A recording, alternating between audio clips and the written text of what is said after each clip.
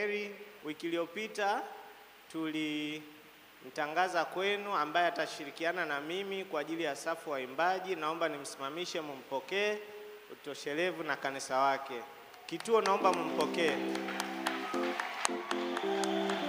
Heri. Namshukuru Chanzo Halisi kwa ajili ya kibali kutoka kwa Baba Halisi.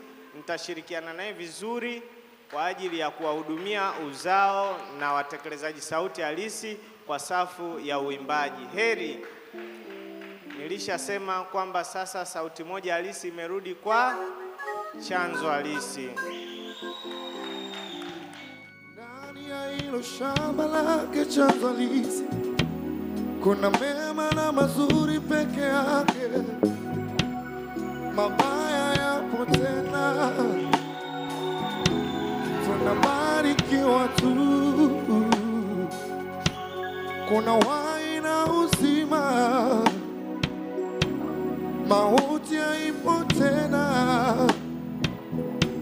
Shamba lake chanzo cha mema na mazuri ni halisi. Kuna kuinuliwa, kuna kubarikiwa ndani ya shamba lake Chanzo Halisi ni halisi. Sema shamba